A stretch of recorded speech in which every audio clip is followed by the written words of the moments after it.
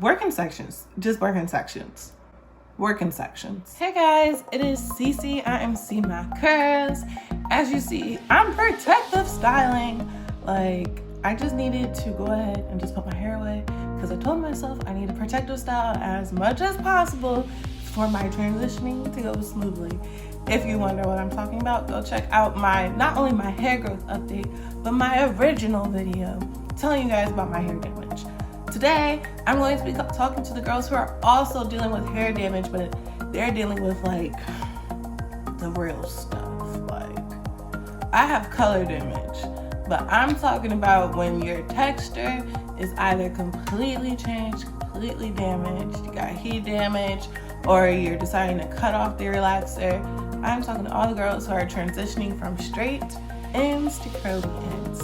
This video is definitely coming because I just had a friend go through a really, like, honestly, I'd say slightly traumatic, just because, I hope she don't get mad at me.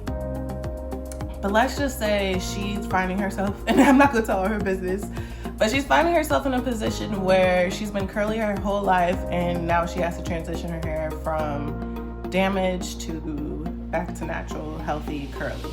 So she called me last night and she was saying, I don't know what to do. I don't know what to do. I don't know what to do. And instead of like me sending her all this stuff, I was like, let me just go make a video. And so this video is for you, girl. I'm not gonna say your name. Like, you know, I'm gonna respect the privacy. But I've been there. So let me just tell you guys a little bit about why I went natural. I had to take swimming class my freshman year. Had to, because basically we had to have a PE requirement.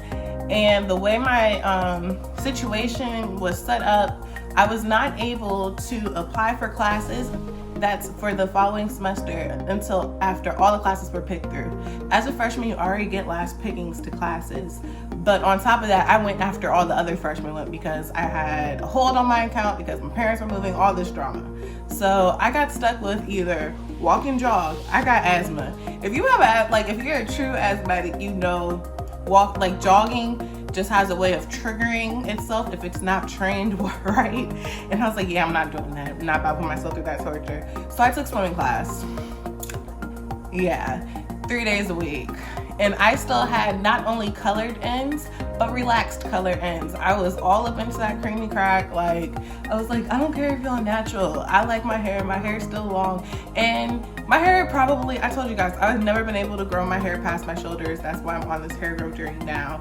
But because I was relaxed, I think that was one of the reasons. And I also been colored for so long. So basically, the pool killed my hair. Long story short.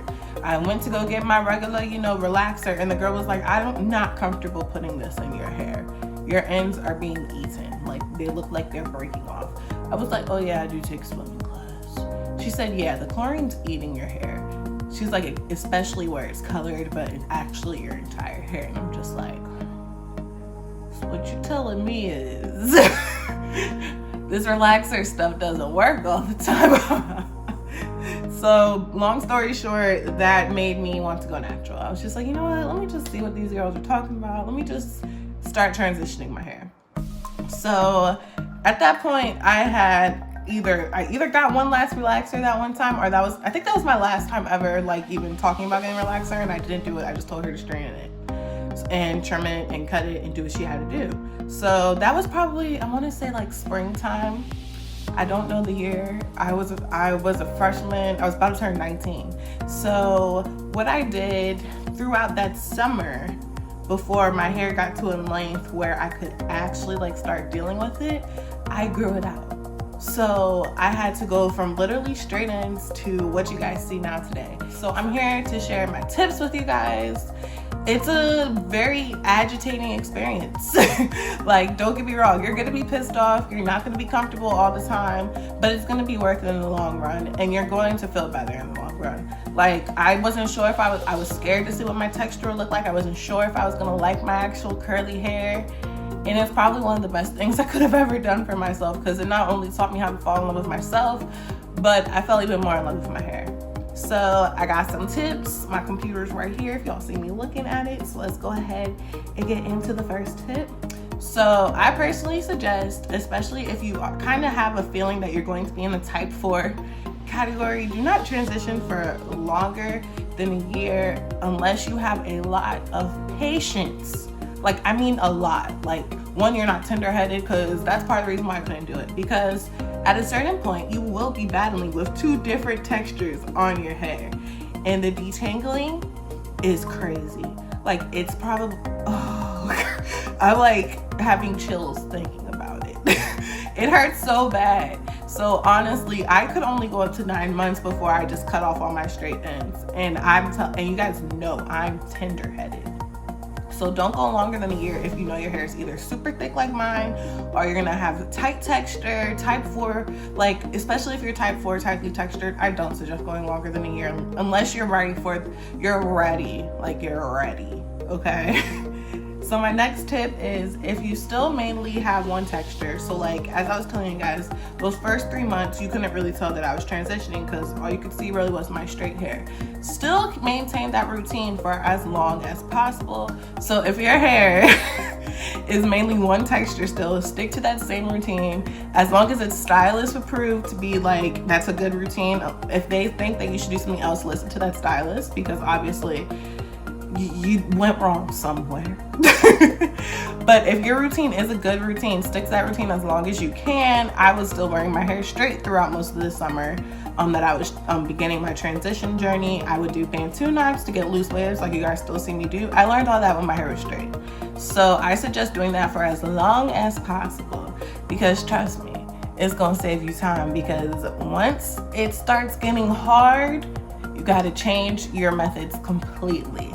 So the next tip I have is, once your natural texture does start showing and does start like saying, hey, I'm here, pay more attention to me than those dead ends down there, you want to start catering to your natural hair. You want to start making sure it's moisturized. You want to make sure you're using moisturizing products. You want to make sure you're cleansing your hair properly. And you really just want to make sure that you're taking care of that new growth, because eventually that new growth that's starting at the ends are going to be your ends. So you want to take as good care of your new ends as possible, okay? So the next tip is, you're always going to want to work in sections.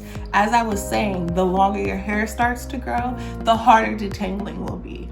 You want to work in 4 sections, like either to do one section here, or do 4 sections completely. This is also going to just train you on how to start taking care of your natural hair, because I'm a natural who has to work in sections.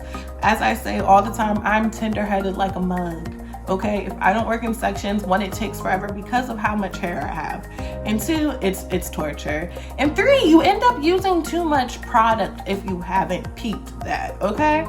So that's why I say just work in sections. Just work in sections.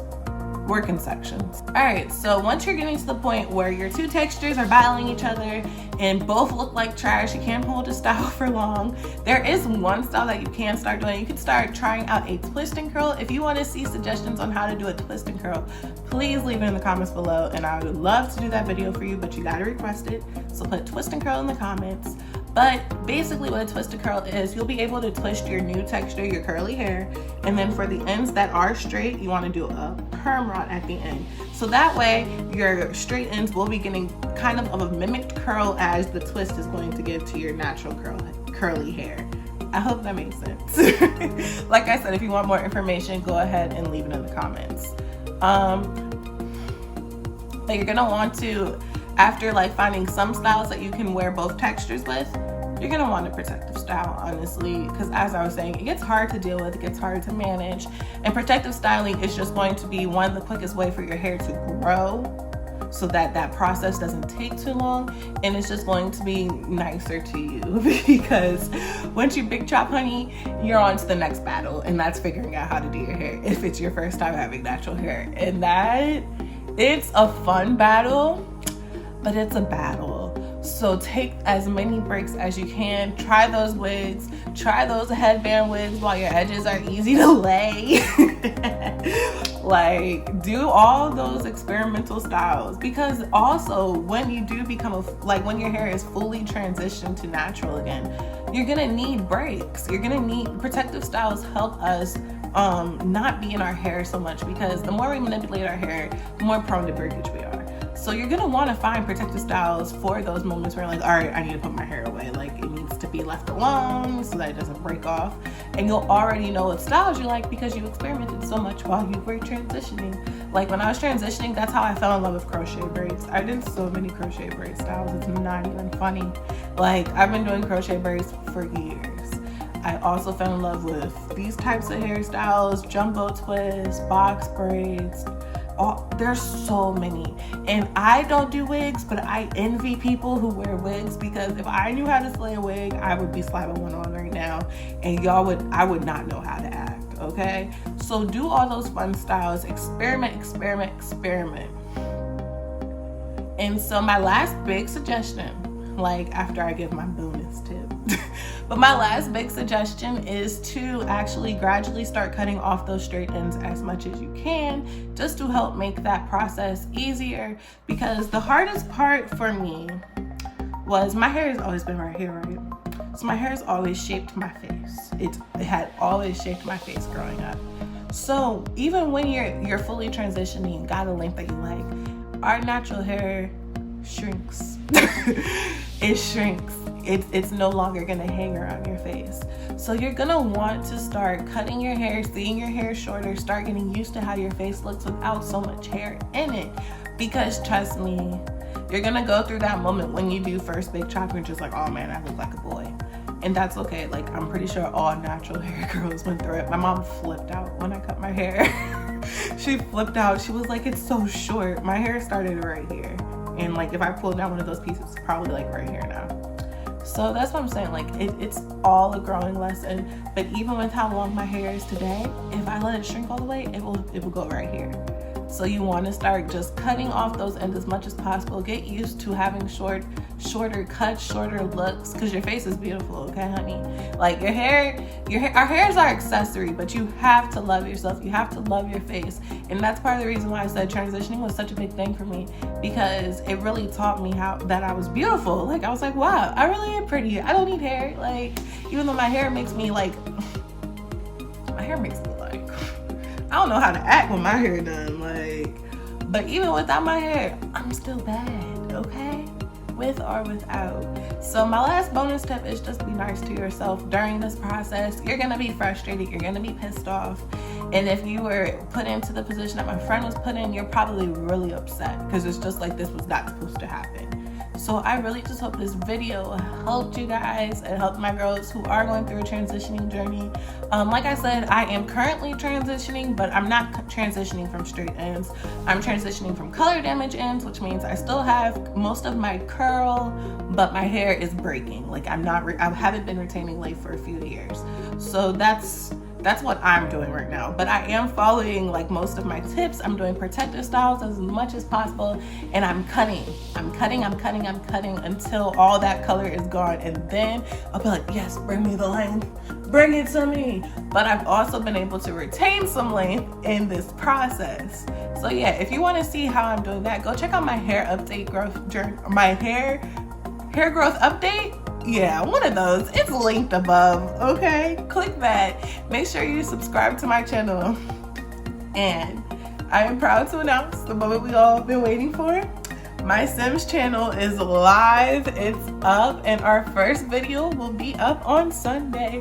I will be trying to upload, if not once, well, for sure once.